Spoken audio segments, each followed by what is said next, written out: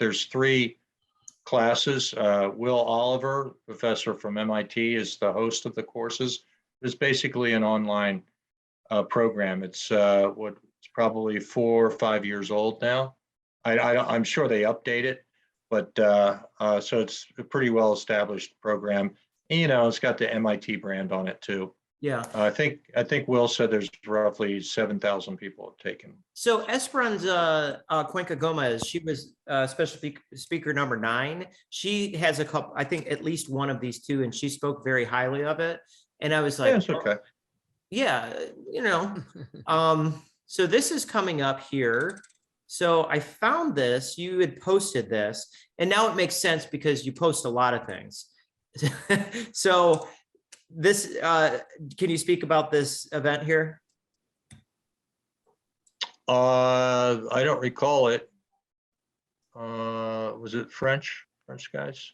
So we're going to stick on events here. So I saw this in your Quantapalooza thing so John Barnes and I are doing this, and this is basically my topic is how to succeed as a quantum computing application startup.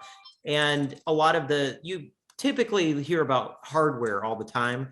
And then Chemical Q Device, we're a medical device company for better patient diagnosis, better prediction, that kind of stuff, using patient data and certain forms of quantum technologies. So this is coming up. This is April 2nd. And then so John Barnes, he was the special speaker last week. He'll be the moderator for that.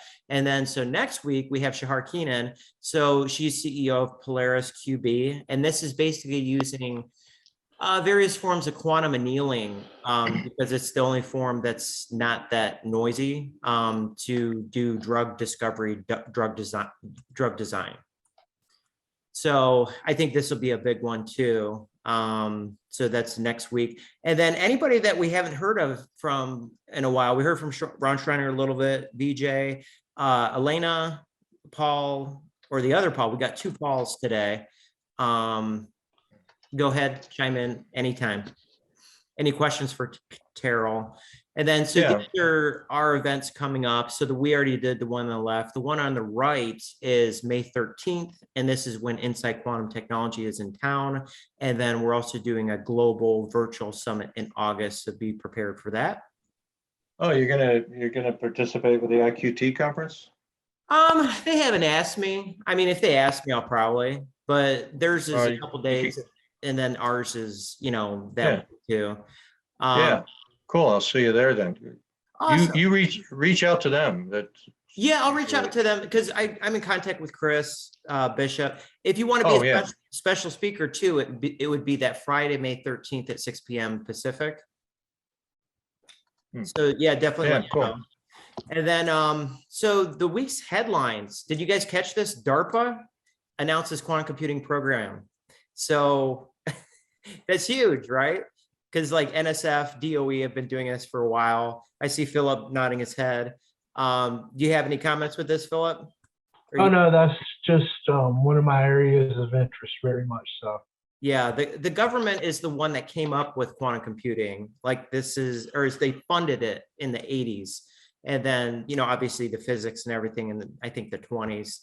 But it's a government initiative, and then it passes on to academia, and then industry, once everything's good, we have applications and whatever's.